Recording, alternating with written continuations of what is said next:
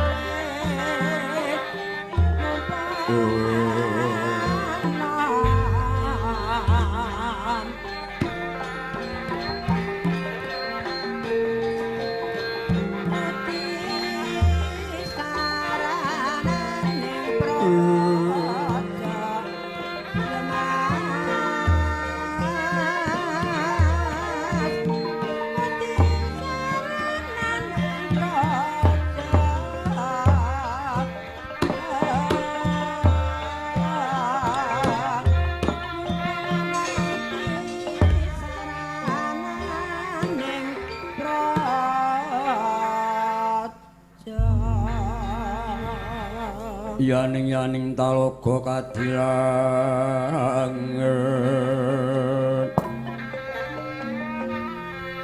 mambang tanpa sulan pamaneka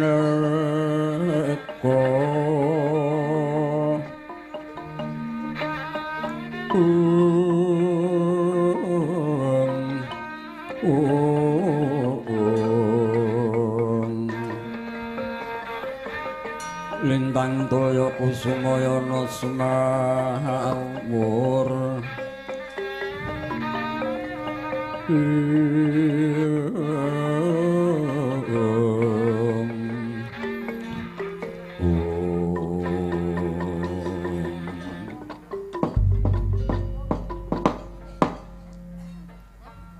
nuwun mangke kakang-kakang Kaneka Putra sarawuji ngandika kula ngaturaken pambagya panakrami mawantu-wantu kunjukan ngarsa paduka Kakang Narada kawula nuwun pergenjong pak pong buk bolong warudaya ing tinegara wong kalita demengetan sapa sing cekater lho niki Adi Guru sampun kula tampi kanthi syukurane menggalih sih panakraminipun paduka Adi Guru lho seraja pratan pun rakanto ing sudo pangudal-udal namo wangsa puja pangestu kula kewala katurun ngarsa paduka Adi Guru kawula nuwun nuwun inggih Kakang pangestu saking paduka kula tampi tangan kekalih kula pundi wonten mustaka mugi dadosa jimat boten langkung keparenga kula atur lenggah sekita Kakang lho inggih kasinggihan kados sampun boten kirang sekita nggih kula marang ngabyantar wonten ngarsa paduka Adi Guru kawula nuwun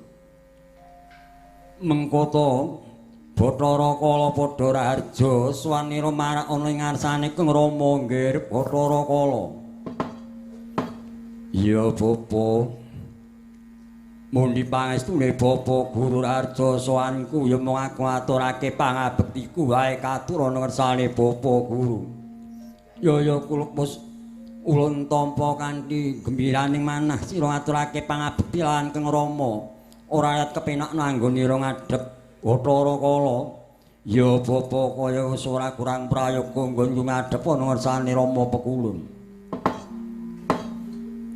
mengkata kula Bathara Kala sawise wis asat riwemu sumeleh rasa panemu gangsah mara tumli maturana wigati apa jeneng kita prateng mring Kahyangan Suralaya iya Bapa najan aku ora matur kiraku Bapa Guru wis pana keplacing cipta tegese ngerti sadurunge winarah.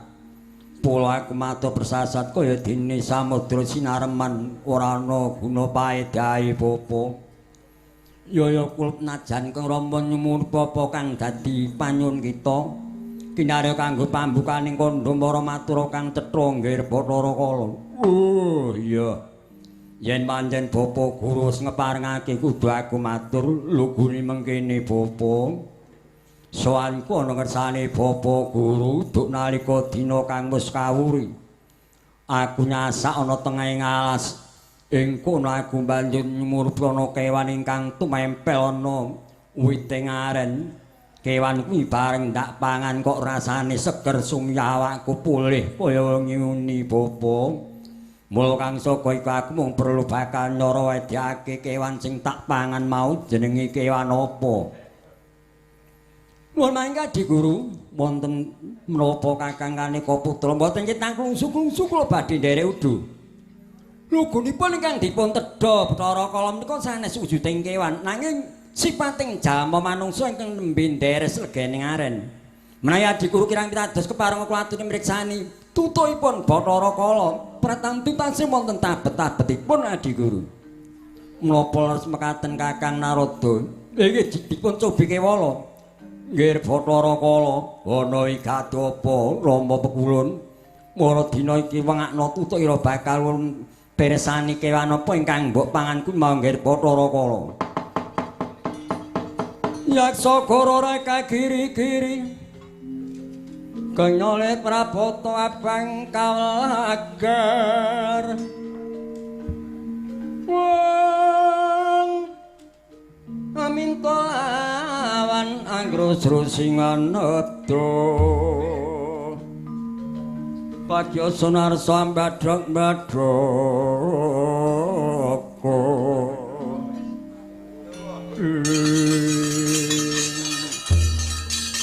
Katalika kaya mangkon wis menga tutuing Bathara Kala yayah lawanging guwa sareng wis den pirsani kelan Sang Hyang Guru ingkang den tedha Bathara Kala sanes wujuding kewan nanging sejatine jama manungsa ingkang nembe nderes legene aren katitik sasi wonten wujuding daging tangan ingkang sumampir wonten sungira Bathara Kala saya duka yasinipi Sang Hyang Guru eling-eling Sang Hyang Guru kagungan asta sekawan asta ingkang kalih ngurik maning Bathara Kala asta ingkang kalih nyandak siung kanen kelan kiring sukuning guru jejak dadaning kala siung kasempal sembarampa kaparapa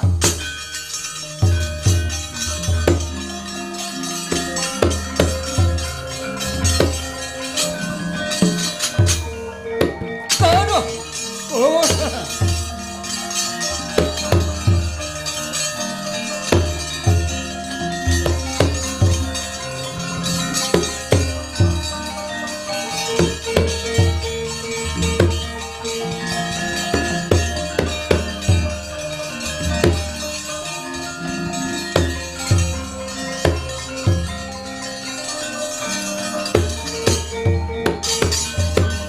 kadangmu padha warang dena becik besok amendemo baris baris kang prayitna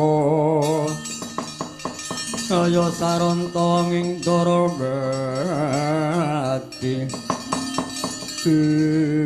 aduh Bapak Guru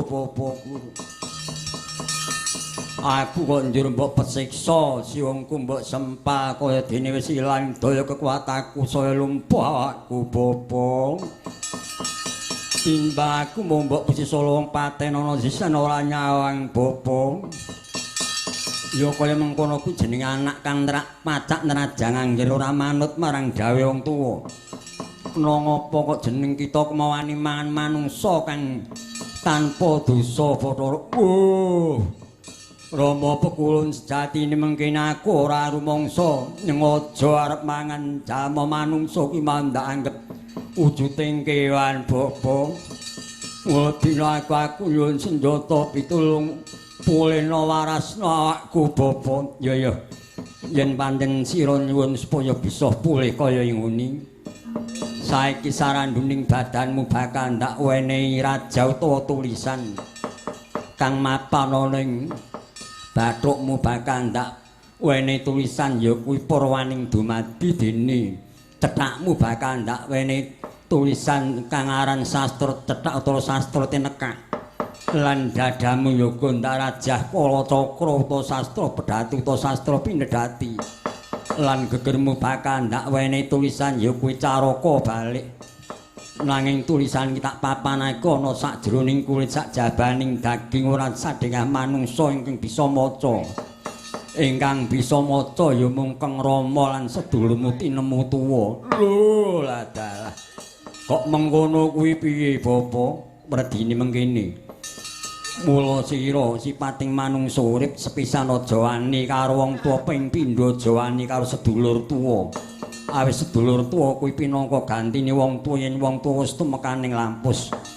Mengkono Bapak, mula besok yen ana manungsa kang bisa maca tulisan kang ing awakmu kuwi anggepen sedulurmu tuwa kowe kudu mbangun miturut mituhu apa kang dadi prentahe. Ya yen mengkono ngestakake dawuh Bapak tak tulis awakmu bisa pulih waras kaya wingi nggir Bathara.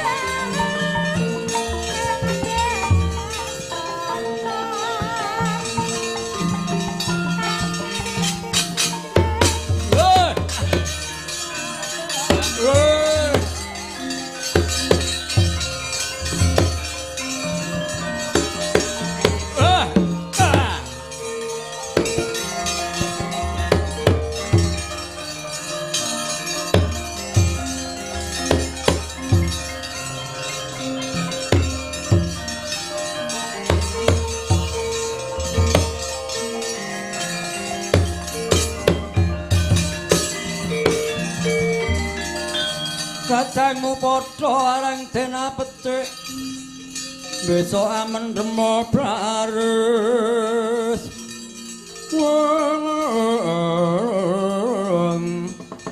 bares kang prayitno yo saranta wong ing Dwarawati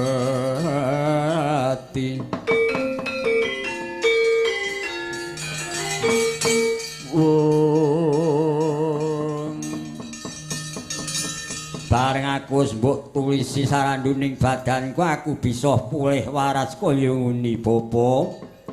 Mula dina iki seksenana wis aku yen mbok dawuh mangan padas turi lemah sangar krikaning kayu gapaku wis jeleh merga saya suyaku saya nggogra kusika gogra balung kusika kulit awakku mung gari balung karo kulit. Mau gedhe cilik dina iki aku entuk rantu akan nyuwun pangan daginge menungsa Bapa. Walah kados bunda di guru.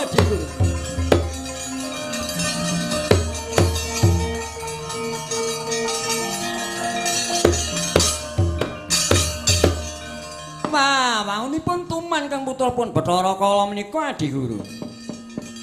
Sareng sampun ngrumas ngertos rasipun daging manungsa lajeng tuman menika. Wis Bapa garing ngeparingake apa ora? Ya nggih apa dikaya ngapa jeneng sira ku ya anakku. Mongko wong tuwa kuwi paribasan anak polah wong tuwa pinangka dadi pradah. Yen kowe nyuwun pangan daging manungsa kena ning ya kuwi menungsa kang nandhang Sukerta kuwi dadi panganmu Bathara Kala. Lah dalah iya Bapa. Dadi manungsa sing nandhang Sukerta dadi panganku kuwi wong kang kepiye? Ya mengkene Bathara Kala rungokno talinganmu. Kowe kena mangan sipating jalma manungsa nanging manungsa kang nandhang Sukerta sepisan kang kena dinarani bocah ontang-anting. Bocah ontang-anting kuwi piye Bapa? Bocah ontang-anting tegese mengkene. Wong kang lagi bebayan agung banjur mung diparingi putra siji ora tunggal ku jenenge bocah ontang-anting kuwi dadi panganmu dadi bagianmu. Oh iya. Yen mengkono tak estokake dawuh Bapa Guru. Lan kaping pindhone ontang-anting tunggak ing aren tegese najan duwe anak akeh ning sing urip mung gari siji kuwi ya uga dadi panganmu. Merga kuwi ya wong kang nandhang Sukerta. Oh iya. Yen mengkono ngestakake dawuh Bapa guru banjur kepiye maneh? Sak banjure ya kuwi bocah kedana kedini utawa kedini kedana tegese wong duwe anak loro lanang wadon utawa wadon lanang ku yoga dadi panganmu. Oh iya. Sabanjure piye meneh bapa? Banjur bocah uger-uger lawang tegese wong duwe anak loro lanang kabeh ku yoga dadi panganmu. Bocah kembang sepasang tegese wong duwe anak loro wadon kabeh ku yoga dadi panganmu. Mergo ku ya bocah klebu nandhang Sukerta. Oh iya. Yen mengkono ngestake gawe bapa guru. Lan sak banjure kena dinarani sendang kapit pancuran. Pancuran kapit sendang. Kuwi werdine piye? Sendang kapit pancuran tegese mengkene. Wong duwe anak telu ya kuwi lanang wadon lanang kuwi sendang kapit pancuran. Yen pancuran kapit sendang duwe anak telu. Kang dinare pancuran kapit sendang kapit pancuran ya kuwi wadon tengahan barep karo ragil kuwi lanang ning mulai tembung tengane lanang ki tengene utawa barep karo ragil kuwi wadon kuwi dadi panganmu kuwi jenenge sendang kapit pancuran kapit sendang. Nggo mengkono dadi bocah sendang kapit pancuran wedoke tengah lanange ngarep karo ragil kuwi sendang kapit pancuran. Nek pancuran kapit sendang lanange tengah barepe wadon ragil yoga wadon. Lah mengkono nggih. Lan sak banjene maneh kang kena dinarani gotong mayit tegese wong duwe anak telu lanang kabeh ku ya dadi panganmu. Lan yen ana wong duwe anak telu cacahe wadon kabeh ku yoga dadi panganmu. Oh iya. Yen duwe anak lanang cacah telu ya dadi panganku, duwe anak telu wadon kabeh yoga dadi panganku. Ya pancen mengkono nggih Bathara Kala.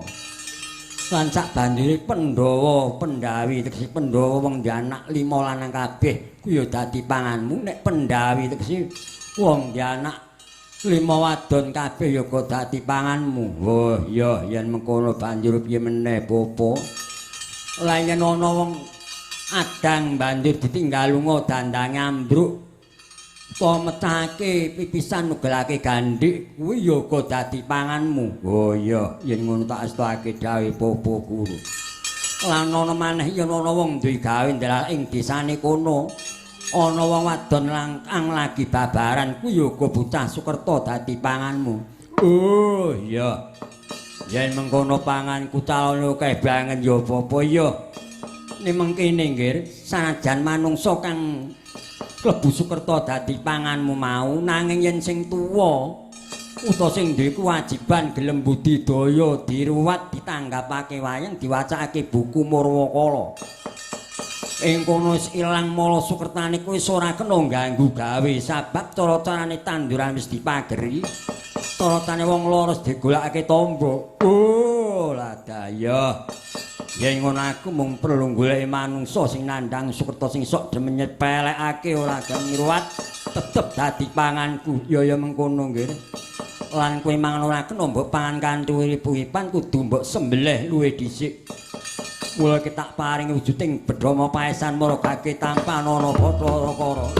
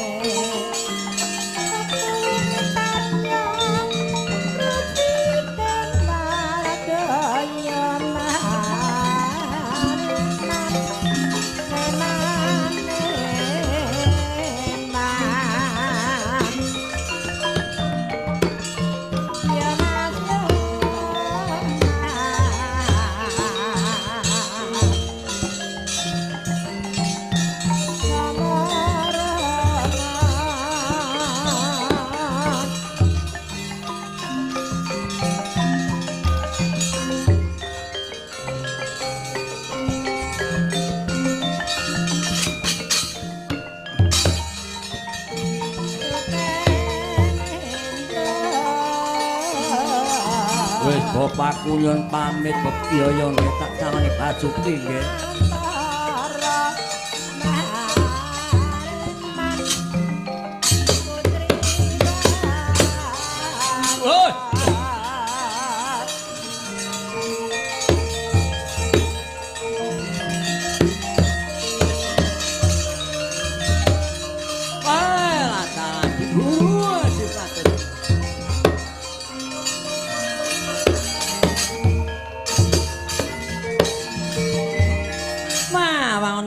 Adi Guru anggenipun paring memangsan kayan Bathara Kala wau estunipun kekathan Adi Guru. Liripun kados pundi Kakang Haratobi?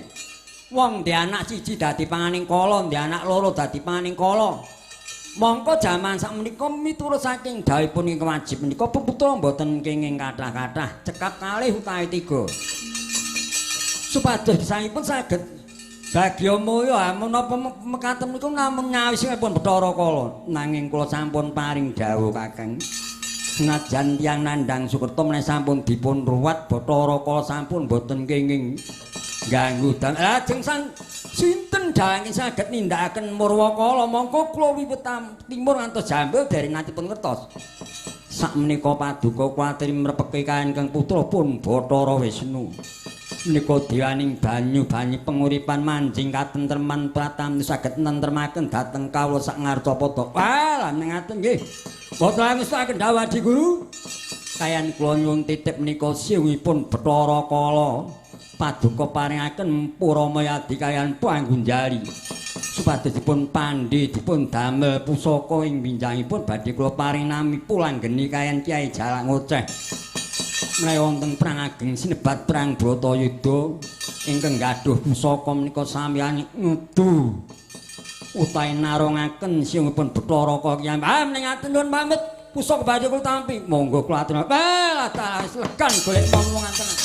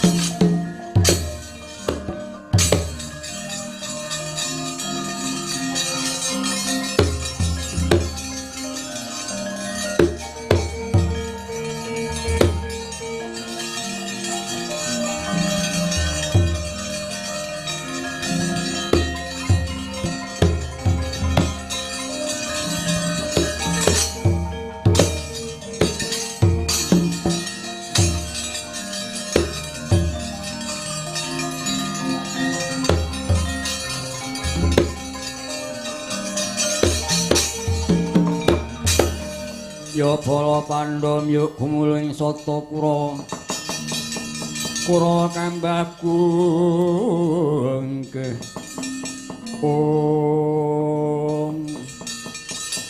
wangunipun Siwa Narada tingan sumengko pengak bojro keparaka nyadong dawuh wonten nigatos menapa inggih kula putra paduka pun Bathara Brama nyadong dawuh wonten dawuh menapa wah aku anak mlanang Bathara Bayu yoga nyadong dawuh wong kulon Bathara Narada iya Wisnu Brama lan Bayu padha tak timbali ngadhep ana ngersane kang ya nggih dina iki ngerti ya kayangan Sulaya iki mangkunggan utawa ketekan Bathara Kala lah dalah kok Bathara Kala minggih dhateng kayangan kula wonten wigatos menapa lho wonten wigatos menapa kadang kula Bathara Kala minggah dhateng kayangan Suwan Kanthi Rama Pekulut kuwi ngerti dhewe jare kayangan Sulaya kuwi sepisan ditekani Bathara Kala kaping bindune Durga wis mesti bakal bubrah tatanan kayangan Sulaya dina iki Bathara Kala bakal nyuwun memangsen daging manungsa nanging kok Adi Guru liyane kuwi gek kepiye ora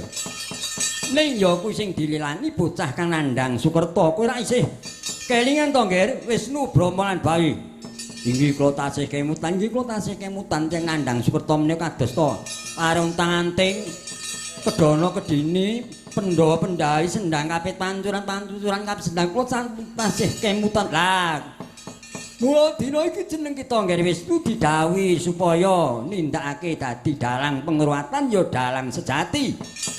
Sira tumrap ing Arcapada ruwaten sagunging Mala Sukerta karben aja dadi panganing Bathara Kala. Waduh mangke rumiyin mo. Monggo dados dalang menika mboten gampil ya,